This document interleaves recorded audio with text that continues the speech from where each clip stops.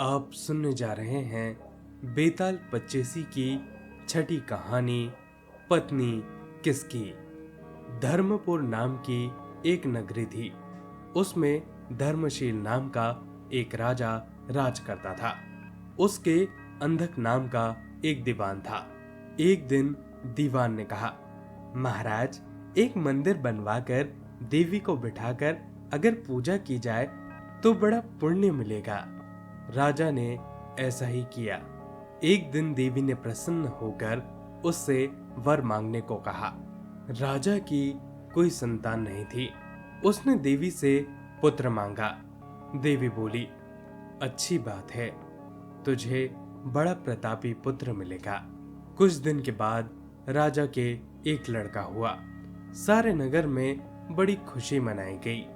एक दिन एक धोबी का लड़का अपने मित्र के साथ उस नगर में आया।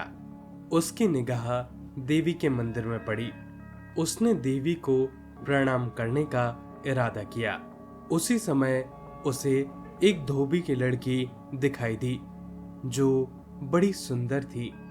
उसे देखकर वह इतना पागल हो गया कि उसने मंदिर में जाकर देवी से यह प्रार्थना कर दी, हे देवी, मुझे ये लड़की मिल जाए।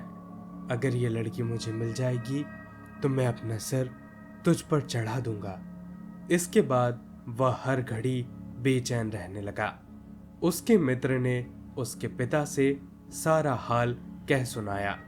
अपने बेटे की यह हालत देखकर वह लड़की के पिता के पास गया और उसके अनुरोध करने पर उन दोनों का विवाह हो गया। विवाह के कुछ दिन बाद लड़की के पिता के यहाँ उत्सव हुआ। उसमें शामिल होने के लिए उन्हें भी न्योता दिया गया।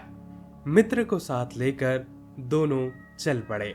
रास्ते में उसी समय उन्हें फिर से वह देवी का मंदिर दिखाई पड़ा तो लड़के को अपना वादा याद आ गया। उसने मित्र और स्त्री को थोड़ी देर रुकने के लिए कहा और स्वयं जाकर देवी को प्रणाम करके इतनी जोर से तलवार मारी कि उसका सिर धड़ से अलग हो गया।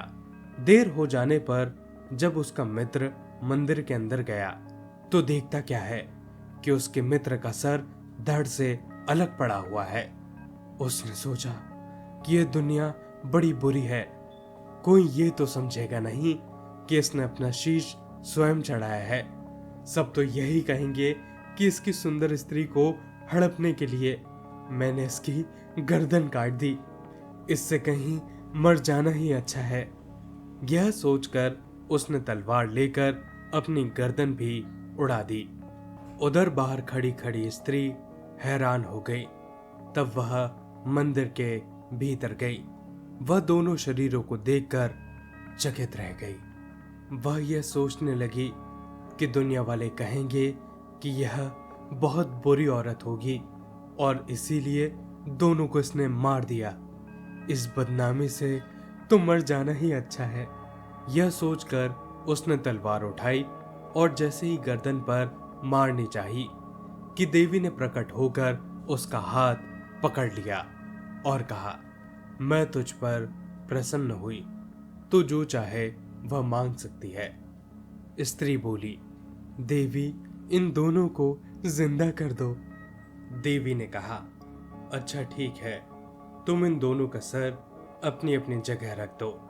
घबराहट में स्त्री ने सर जोड़े तो गलती से एक दूसरे का सर अलग अलग धड़ों पर लग गया और देवी ने दोनों को जिंदा कर दिया। अब वे दोनों आपस में झगड़ने लगे। एक कहता था कि यह स्त्री मेरी है तो दूसरा कहता कि यह स्त्री मेरी है। कहानी समाप्त कर कर बेताल बोला, हे राजन, बताओ कि यह स्त्री किसकी है। राजा ने कहा, नदियों में गंगा उत्तम है, पर्वतों में सुमेरु, वृक्षों में कल्प वृक्ष और अंगों में सर उत्तम है। इसलिए जिस शरीर पर पति का सिर लगा हो वही पति होना चाहिए। इतना कहकर बेताल एक बार फिर से पेड़ पर जा लटका। राजा फिर लौटा और उसे वापस लेकर आया। रास्ते में बेताल ने फिर उसे 7वीं कहानी सुनाई। दोस्तों, ये थी पूरी कहानी। आप सुन रहे थे बेताल पच्चीसी की 6ठी कहानी, पत्नी किसकी। अगली कहानी तक आप मेरे साथ बने रहिए। आप सभी का बहुत बहुत धन्यवाद।